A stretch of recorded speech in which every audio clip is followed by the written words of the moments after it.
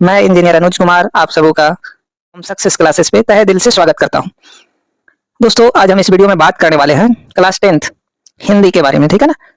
गोधुली भाग 2 हिंदी क्या है, गोधुली भाग 2 सिलेबस का पूरा आज हम पोस्टमार्टम करने वाले हैं। ये आपको कैसे पढ़ना है, आपको कम से कम टाइम, तो जो लोग भी बिहार बोर्ड स्पेशली जो है गोधुली भाग 2 उनके सिलेबस का मैं पोस्टमार्टम करूंगा। वो बातों को आप ध्यान से सुनिएगा, अमल करिएगा और पढ़ाई पे फोकस करना।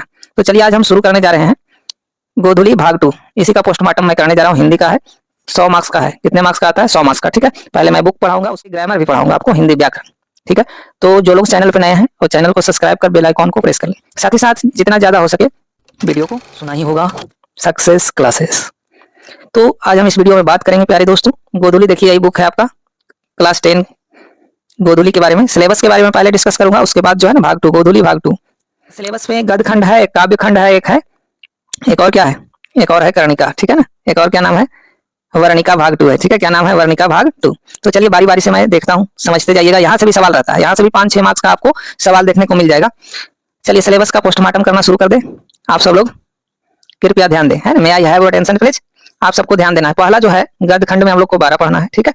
और काव्य खंड में भी वही पढ़ना है, ठीक है ना। कितना, 12 पढ़ना है। तो गद्य खंड में पहला जो है भीमराव अंबेडकर श्रम विभाजन और जाति प्रथा के लेखक है। श्रम विभाजन और जाति प्रथा क्या है, तो निबंध है। क्या है, निबंध है, कहानी कविता नहीं है, एक निबंध है। दूसरा जो गद्य खंड में आपको पढ़ना है वो 20 के दांत, 20 के दांत कहानी है। क्या है, 20 के दांत कहानी है। इसके लेखक हमारे प्यारे शर्मा जी हैं, जिनको हम लोग प्यार से नलिन विलोचन शर्मा के नाम से जानते हैं, ठीक है। अब तीसरा जो चैप्टर आपका पढ़ना है, भारत से हम क्या सीखें। भारत से हम क्या सीखें, तो भारत से हम क्या सीखें या एक भाषण है जो मैक्स मूलर के द्वारा दिया गया है। इसके लेखक कौन है, मैक्स मूलर। इसके लेखक कौन है, मैक्स मूलर साहब है, मैक्स मूलर साहब है। आगे देखिए हम लोग तीसरा देखने जा रहे हैं। तीसरा हो गया भारत से हम क्या सीखें, भाषण है। चौथा है हजारी प्रसाद द्विवेदी के द्वारा रचित नाखून क्यों बढ़ते हैं। नाखून, जो हमारा नाखून एक वक्त है वो क्यों बढ़ता है, यह एक निबंध है, ललित निबंध है, ठीक है। यह क्या है, ललित निबंध है। तो ऐसे सवाल आएगा कि नाखून क्यों बढ़ते हैं के लेखक कौन है, तो हजारी प्रसाद द्विवेदी जी है। नाखून क्यों बढ़ते हैं के रचनाकार कौन है, तो वही है हजारी प्रसाद द्विवेदी जी। और यह कविता है, कहानी है कि निबंध है, तो ललित निबंध अगर ऑप्शन में है तो उसी को आप टिक करिएगा। अगर ललित निबंध नहीं है तो निबंध पे आप जा सकते हैं। पांचवा जो टॉपिक है हमारा वो क्या है, नागरी लिपि। क्या है, नागरी लिपि। यह भी एक प्यारा सा निबंध है। नागरी लिपि भी क्या है, प्यारा सा निबंध है। नागरी लिपि भी क्या है, प्यारा सा निबंध दिया गया है आपको। और नागरी लिपि के जो लेखक है गुणाकार मूले जी हैं। क्या है, गुणाकार मूले जी हैं, ठीक है। और कॉपी किताब लेकर बैठिए, ठीक है ना। कॉपी पेन निकाल कर खुद से नोट को प्रिपेयर करें। आगे देखिए हम लोग छठा जो पढ़ेंगे बहुत ही इंपॉर्टेंट है, बहादुर है। बहादुर है, क्या है, बहादुर एक कहानी है। बहादुर क्या है, कहानी है। बहादुर क्या है, कहानी है। लिखा गया अमरकांत जी के द्वारा लिखा गया। किनके द्वारा लिखा गया, अमरकांत जी के द्वारा लिखा गया। सातवां जो है परंपरा का मूल्यांकन है, यह एक निबंध है। परंपरा का मूल्यांकन क्या है, यह एक निबंध है जो रामविलास शर्मा के द्वारा लिखा गया। आगे जो 8वां चैप्टर है आपका जित जित मैं निखरत हूँ, यह एक इंटरव्यू लिया गया है का इंटरव्यू लिया गया है कि जित जित मैं निखरत हूँ, यानी आप जितना प्रयास करिएगा, जितना आप जुनून जोश के साथ कोई भी कार्य को करिएगा सफल होइएगा, ठीक है। बिरजू महाराज जी के बारे में है, बाकी हम लोग पढ़ेंगे। और 9वां जो है आवनियों है, ये ललित रचना है और ये लिखा गया किनके द्वारा, अशोक वाजपेयी के द्वारा लिखा गया। तो दोनों तरफ से आप ध्यान में रखिएगा, ठीक है ना। ये नहीं कि एक तरफ से रखें दूसरी तरफ से नहीं। मैच करने के लिए 10 मार्क्स से आता है यहीं से, यही दोनों गद्य और काव्य खंड से। और आगे है 10वां जो चैप्टर है, 10वां मछली है। मछली एक प्यारी सी कहानी है। मछली जो है एक कहानी है। इसके रचनाकार जो है, इसके लेखक जो है विनोद कुमार शुक्ल जी हैं। और 11वां चैप्टर जो है नौबत खाने में इबादत। नौबत खाने में इबादत, ये व्यक्ति चित्र को प्रस्तुत किया गया है, यतीन्द्र मिश्र के द्वारा लिखा गया। किनके द्वारा लिखा गया, यतीन्द्र मिश्र के द्वारा लिखा गया है। देखिए आप 2-3 बार सुनिएगा ना तो सब ध्यान में हो जाएगा। वहां तो ऑप्शन रहता है मैच करने के लिए, आप आसानी से मैच कर पाइएगा। आगे जो 12वां है और गद्य खंड का लास्ट है शिक्षा और संस्कृति। ये शिक्षा शास्त्र है, एजुकेशन रिलेटेड है। शिक्षा और संस्कृति के लेखक हमारे महात्मा गांधी है, ठीक है। कौन है, महात्मा गांधी। 2-3 दिन पहले इनका जयंती हुआ है, ठीक है। 2 अक्टूबर को आप सबको पता है। सत्य और अहिंसा के पुजारी थे गांधी जी। आजादी दिलाने में अहम भूमिका निभाई। अब हम लोग गद्य खंड खत्म कर चुके हैं। ये जो यहाँ दिया गया है पेज नंबर दिया गया है आपका बुक का, ठीक है, टेक्स्ट बुक का। अब काव्य खंड में आते हैं। क्या आते हैं, काव्य खंड में, ठीक है। थोड़ा जूम कर लेता हूँ इसको ताकि आपको प्रॉपर वे में दिखे, ठीक है।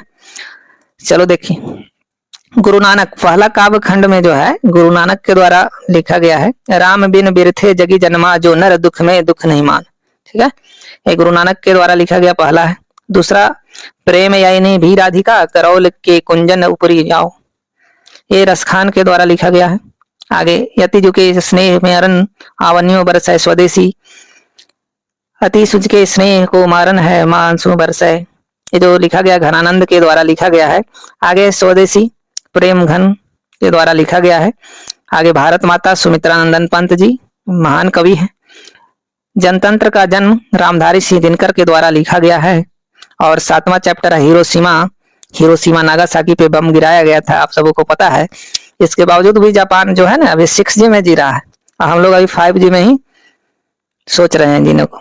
सचिदानंद हीरानंद वात्स्य अज्ञे, अज्ञे जी किनको कहा जाता है? सचिदानंद हीरानंद वात्स्य अज्ञे। 8वां चैप्टर है एक वृक्ष की हत्या, वृक्ष की हत्या करना क्या है? गुनाह है, कुंवर नारायण जी के द्वारा लिखा गया है। और 9वां है हमारी नींद, कमबख्त हमारी नींद, वीरेन डंगवाल के द्वारा लिखा गया है।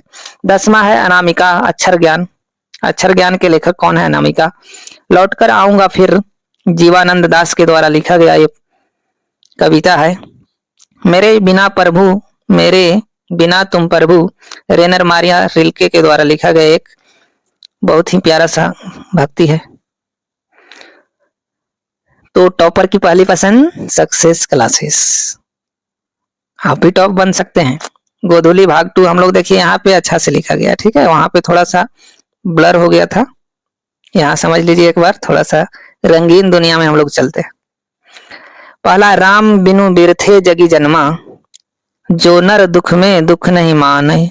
ठीक है, ये जो है गोधूली भाग 2 का काव्य खंड है। ठीक है, दूसरा चैप्टर है प्रेम यानी श्री राधिका, करिले के कुंजन ऊपर वारो, बहुत ही सुंदर सा है, जब मैं एक्सप्लेन करूंगा तब आप सबको मजा आएगा। अति सुधो स्नेह को मार्ग, मो असुवानी लय बरसे। और चौथा चैप्टर है स्वदेशी। 5वां है भारत माता। और 6ठा है जनतंत्र का जन्म। 7वां है हिरोशिमा। और 8वां एक वृक्ष की हत्या। 9वां है हमारी नींद। 10वां है अक्षर ज्ञान। 11वां है लौट कर आऊंगा फिर आपके दरबार। और 12वां जो है मेरे बिना तुम प्रभु। अब आगे देख लेते हैं हम लोग गद्य खंड, है ना, इसमें भी 12 चैप्टर, दोनों में 12-12 है, हिसाब बराबर।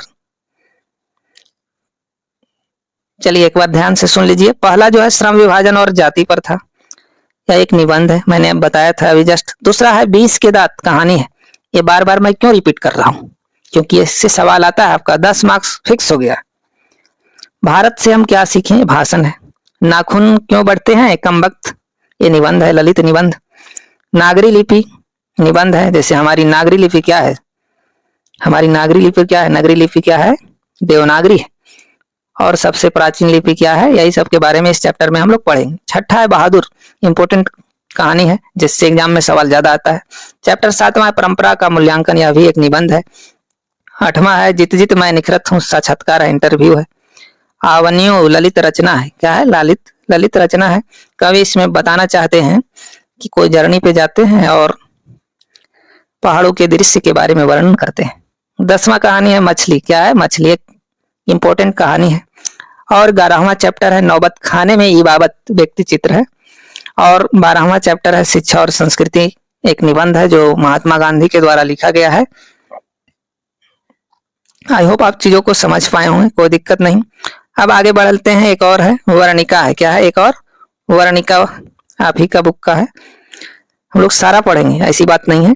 वर्णिका भाग 2 में चैप्टर 1 है दही वाली मंगम्मा, कन्नड़ कहानी है, ठीक है ना, बहुत ही मजेदार कहानी है। सास बहू की झगड़ा अभी तक खत्म नहीं हुई है ना, उसी से रिलेटेड इस कहानी है, दही बेचती है ना।